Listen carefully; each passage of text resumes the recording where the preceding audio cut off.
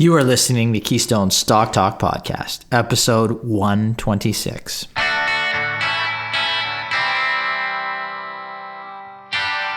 If this is your first time listening, then thanks for stopping by. This podcast is produced every week for your enjoyment, and show notes are found at www.keystocks.com. Come back often, and feel free to add the podcast to your favorite RSS feed or on iTunes. You can also follow us on Twitter at Keystocks and on Facebook or via our 24-hour streaming radio station, pennystocks.fm. And keep submitting your stocks via the usual social channels or at our website, keystocks.com, for our Your Stock Our Take segment. And we just might review your stock in an upcoming show and let you know if it is a buy, sell, or hold. This week, backed by popular demand, we put together a case for and case against segment. In the line of fire is Ballard Power Systems Inc., symbol BLDP on the TSX, which designs, develops, and manufactures and sells proton exchange membrane fuel cell products. Ballard's zero-emission PEM fuel cells are enabling electrification of mobility, including buses, commercial trucks, trains, marine vessels, passenger cars, and forklift trucks. We argue both sides of the buy-sell argument for the stock. In our Your Stock Our Take segment, we take a listener question on Element Fleet Management, symbol EFN on the TSX, a global fleet management company providing world-class services and financings for commercial vehicle and equipment fleets. We investigate how the business is holding up during the pandemic lockdown. Our star of the week is Mogul Inc., symbol OMOGO on the TSX, a Canadian-based fintech company which offers a finance app that provides a number of solutions for managing and monitoring your financial health. The stock is up 30% in the past 5 trading days. We let you know why.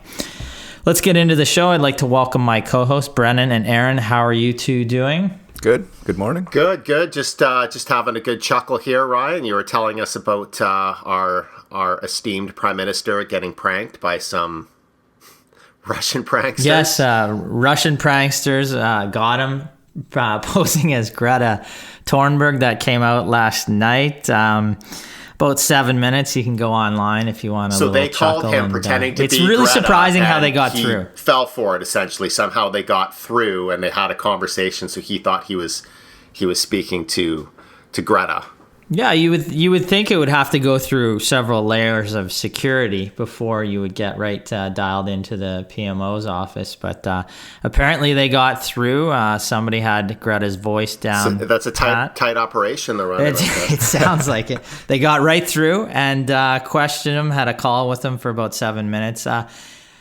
He handled himself fairly well, to be honest, in the 7 minutes. But there were some questions there about some South Park characters, Terrence and Phillip, that got through. And I think he finally realized they were talking about fictional characters that she wanted to be introduced to about 6 minutes in. And the call ended after that. But they'd certainly got a full conversation with the Prime Minister. And a little bit of levity in these times is kind of funny. It's good. LEG's got to make a move, or Borat, or somebody to.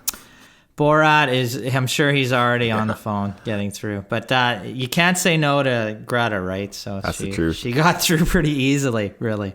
So I think if we posed as the Prime Minister of Britain, I think we would go through some severe security checks to get through to talk to him. But Greta just went right through. I'm not even going to attempt my British accent. I'll just offend everybody from the UK. So it's offensive even thinking about it, to be honest. Exactly. Well, we finished off our building a modern stock portfolio, 15 to 25 quality stocks last week. You can purchase that online, the on-demand version of it right now. But it was great. We had, 500 people in there plus. And, our question periods at the end of those were absolutely jammed. We had a hard time getting to all the questions. It was great to see all the intrigue and excitement around the markets and all the interest in those events. They keep growing and growing, which is great. Now let's get to this week's case for and case against. We are going to talk about Ballard Power. This week, associate analyst Brennan will be providing the case for investing in Ballard Power Systems, and I will be opposing him with the case against, slapping your hard-earned dollars down on the stock. Aaron will act as judge, jury, and executioner to determine who wins the day. Now, the case for Ballard Power Systems, BLDP on the TSX. A quick description: Ballard Power engages in the design, development, manufacture, sale, and service of proton exchange membrane fuel cell products. The company offers heavy-duty modules, fuel cell stacks, backup power systems, and portable power and unmanned aerial aircrafts, and material handling products. It also provides technology solutions comprising engineering services and technology transfer services, as well as licenses, and sells intellectual property portfolio that it has and fundamental knowledge of various fuel cell applications. The company services transit, bus, automotive, rail, truck, material handling, UAV, marine, and critical infrastructure markets. So there's a brief summary of what Ballard does. Currently, it trades at $28.22, $7.3 billion market cap. Now, with the case for Ballard Power, it is Brennan. It is. Brennan, okay. So as always, I'm going to be the judge. When I say go, the 1 minute timer is going to start ticking. Once the alarm sounds off, who's ever speaking stops speaking, and we move to the next move to the next round, the next speaker. So are you ready to go here, Brennan? I was born ready. Okay. You're gonna get gonged. Let's go. Okay, number one, the company's core mission is to deliver fuel cells for a sustainable planet, which is on trend. Number two, revenue has been growing at a great pace, increasing 17% in the past 9 months over the same 9 months for 2019, all while COVID-19 has had a significant impact on the business. Number three, the company announced a 6 times expansion of its manufacturing capacity of membrane electrode assemblies, which are key to building fuel cells. This will be completed in early 2021.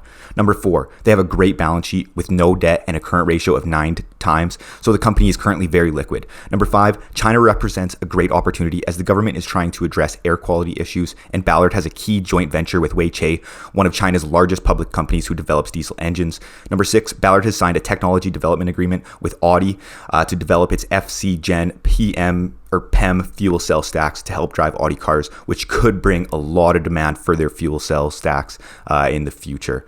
So, boom. Good. 5 seconds left. I think he here. did that on fast Excellent, forward. Brennan. Can we check that?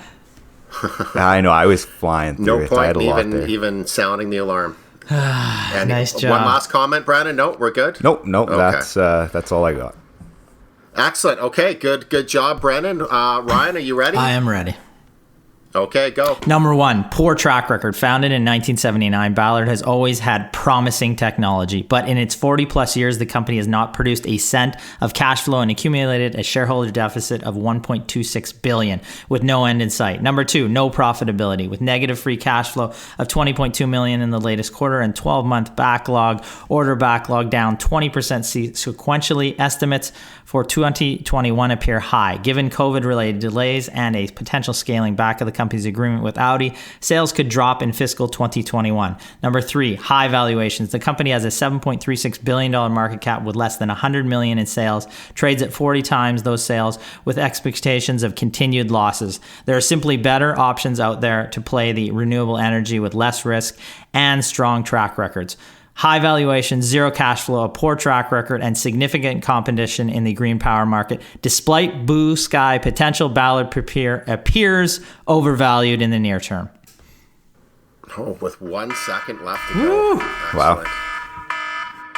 Okay. So, some very good points presented by both sides. Brennan is, talking about some future potential in China and all of the growth opportunities in front of a renewable energy company or a green power company like Ballard. Ryan gets right down to the nitty gritty. The company has not produced financial value, has not produced cash flow in its very long multi-decade history, and it is expensive on a price to sales basis. So my judgment is Ryan. Yeah, we're gonna have to say a no buy. Yes. We're gonna have to say that Ballard is not a buy, not for Keystone anyways. It basically comes down to the raw numbers, lack of profitability for so long, slowdown in revenue in the last quarter, as well as high valuation relative to sales. All of those things combined together. And I want to also make the point here as well. Keystone is focused on profitable businesses. So from a perspective of us potentially recommending a company, it has to be profitable. I am willing to relax that criteria somewhat for these segments, just so that we can talk about some other types of interesting growth companies that maybe aren't profitable yet, but they need to be on a track record of profitability. I need to be confident that a company is going to transition into profitability over the next, I would say, at least 12 to 24 months. And in the case of Ballard, I just don't have that confidence. So I'm sorry, Brennan. This makes you 4-0. Yeah. 0-4. Yeah. And just, Brennan gave us, he took this on. He took on the tougher case here once again, so we'll commend him for that. I was going to say a couple of the positives. Everybody know Brennan is the one. We let him decide which position he wants to take. And we can criticize Brennan for always taking the loser, but I think that Brennan is really trying to shoot for the stars. He could take the easy position, the safe position, but he's really trying to. He's fighting the good fight. He really wants to. He goes for the long shot. But yeah, I I definitely wanted to make sure our listeners don't think that you guys are just putting me on that side. Yeah, I'm definitely picking it. When I started looking and digging into the company, I was like, oh shoot, maybe I shouldn't have picked this side. As I started, there really are some positives, but, and you went through them. I mean, if Ballard succeeds in their core market, there is significant blue sky upside. It's just there is tons of competition. There is competition in their market too, and it's just on value some investing. Of the other almost, it's very speculative. But go on. Of course, it's just not going to meet our criteria ever until it becomes profitable. But I mean. Liquidity on the positive side is not going to be an issue for the next few years, probably. Management has realized that I hope they've realized that their share price is relatively high, given its underlying fundamentals. They've done 2 raises. They just did a raise a day ago of $250 million. And, there's significant net cash that could be in the range of $500 million in the bank after this recent raise. So that's going to provide them the liquidity to continue to develop their technology. But we have seen this company, the issue has been back to the 2000s, really. They've had that promising technology. Ballard's share price back then, if you can believe, jumped to $165 per share in the kind of the dot-com boom. Now, since then, it's really just been a couple of blips up from there, but it's really just been on a downward trajectory because the company has not been able to produce anything close to sustainable profitability, any profitability really. And if you can't do that over time, you've had 30 years developing your technology. Yes, it could be revolutionary technology, but that is a long time to not be able to prove out that you can successfully build a product that can actually make money.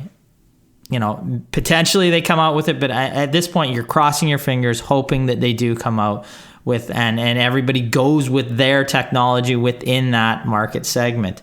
That is too much of a bet. And the more companies you put in your portfolio, if you have 15 companies where you're crossing your fingers on them and hoping that they are the winners in a particular segment, it's far too risky. There are so many other companies out there that are already doing things, that have already achieved proof of concept, that trade at reasonable valuations, that if you put 15 of those in your portfolio, you're going to be far better off over the long term. And that's why we do these exercises and stress cash flow and earnings in the businesses that you own in your portfolio.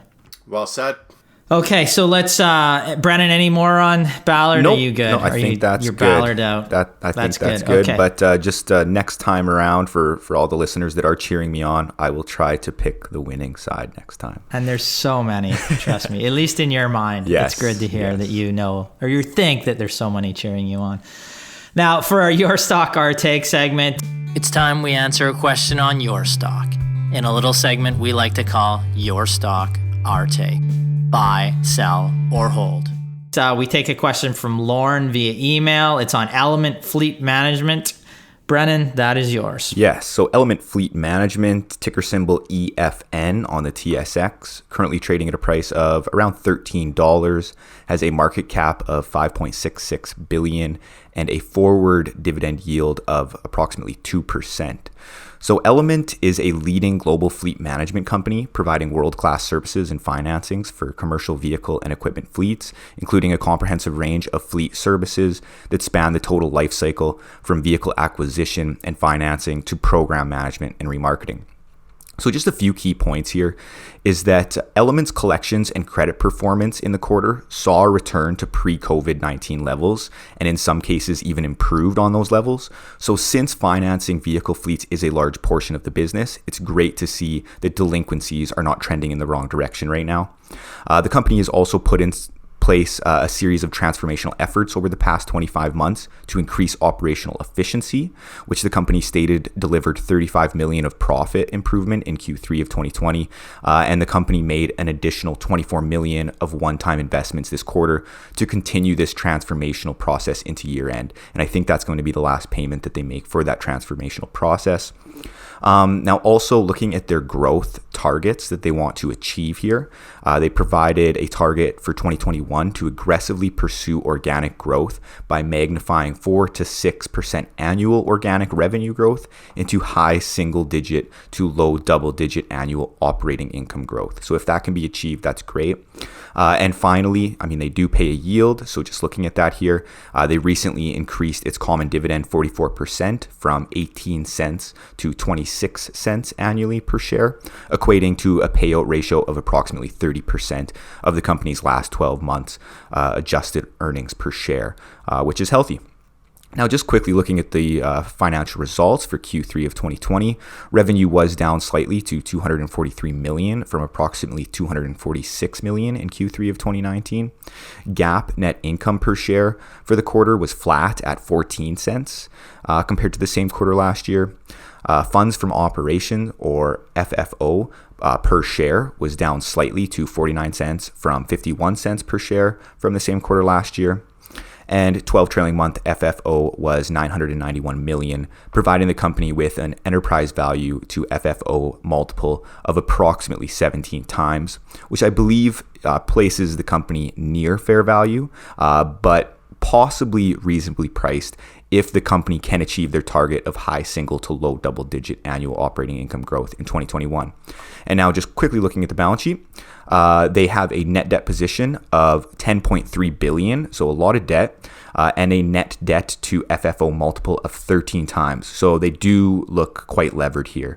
Now, this appears high, but it is important to note that the company does have total earning assets of $10.8 billion, which are defined as net investments in finance receivables, total carrying value of equipment under operating leases, and carrying value of other earning assets. So now, although these assets are not very liquid and are subject to credit risk, funds could be generated to help pay off debt if they needed. And on a good note, its 12 trailing month interest coverage ratio is 2.3 times, so it can certainly service its debt right now. Now, just to conclude here, Element Fleet Management appears to be making a nice rebound out of COVID, and I believe there will be sufficient growth opportunities for fleet management as internet shopping and delivery services continue to grow, and companies will, of course, need to service and update old vehicle fleets as they become outdated. So on a macro side of things, I like where they are positioned. Now, looking at the business itself, it has a healthy payout ratio, a slight yield, and I like that the company is working on optimizing its operational efficiency through its transformational program. Plus, it is great to see that the company is prioritizing organic growth in 2021 with a high single-digit to low mid-digit operating income growth target. Now, if these targets are met, the stock could potentially offer some value at its current price. But with it trading right now near 17 times enterprise value to FFO, I believe that the stock is trading near fair value. Yes, I would agree with that. I'd actually say for me, 17 times EV to cash flow is seems to me somewhat pricey. You'd also mentioned a 2.3 times interest coverage ratio. So essentially how many times they're covering their interest payments over a given year. 2.3 times, I would consider that quite low. Typically when we're looking at REITs, real estate investment trusts, that's a metric that we use a lot to analyze the balance sheet. And we're looking for a multiple closer to 3. Even above 3 times would indicate lower balance sheet risk. One of the things about Element is that, so they refer to themselves as a fleet management company, but they're really, to me, operates more of as a leasing company. If you look at their revenues, about half of it is financing revenue. They talk about originations and assets under management. So, as a financing company, it's you wouldn't necessarily expect them to get a high valuation. Typically, those companies get lower valuations. That said, they also have over half their revenue is servicing income. So there are other elements to the business, but it's always been, I've thought, somewhat of a complicated entity. Perhaps a little more complicated than I would personally like. Interesting story, stable performance in the last quarter. So yeah, it's funny that you say that it's complicated, because even when I was going through it, I was kind of finding that it was a little complicated to wrap my head around it myself. I'm on a valuation, to reiterate again, even if we take the high end of its operating income anticipated guidance, or the growth there at low single digits, or low double digit growth, it appears to be fairly valued. It trades at 14 to 15 times earnings. And I would see the potential for risk as COVID related business subsidies are scaled back, as they will have to be over time, that there isn't at least a little blip there. And when you're trading at not massive premium, but somewhat of a premium, and there is still some risk of a little bit of a setback, it says fair value to overvalued at this stage. The recovery in the shares may have been a little bit too premature, is what I would say. Perfect. Thanks, now, guys. Yeah, let's move on to our weekly star. From our Stars and Dogs segment, it's time for this week's Star. That is Mogul Inc., symbol OMOGO on the TSX. Aaron Dunn, that is yours. Excellent. Mogul Inc. Trading today at about $3.14. It's a $95 million market cap company. Mogul Inc. is a Canadian-based financial technology or fintech company. They offer a finance app that provides a number of solutions for managing and monitoring financial health. These include a digital spending account with Mogul Visa Platinum prepaid card that also features things like automatic carbon offsetting. They also offer free monthly credit score monitoring, ID fraud protection, and as well personal loans. We actually had Mogul as a dog in late August. The company had just reported its first quarter of positive operating income in its history, but weakness in other areas of the financial performance resulted in an 18% decline in the share price. Now it seems that Mogul's fortunes may have reversed, as the company is up 30% over the past 5 trading days and up 36% since we featured the stock as a weekly dog in August. It's actually been a very wild ride for Mogul and its shareholders since August, and the company did hit a low of $1.65 just earlier this month, shortly before the release of its Q3 financial report. The Q3 report was released on November 10th. Total revenue was down 35% to $9.8 million, but still slightly above the company's guidance. Subscription and services revenues were down 30% to $4.2 million in the quarter. But cash flow from operations was $5.2 million in the quarter, compared to a loss of $5.1 million in the same quarter last year.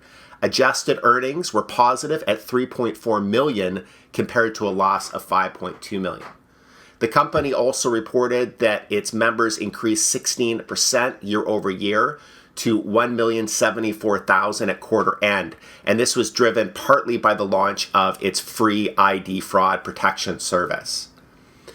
In conclusion, this is Mogul's second consecutive quarter of positive operating income. It's a great sign, and it does appear that the company may be transitioning into sustainable profitability.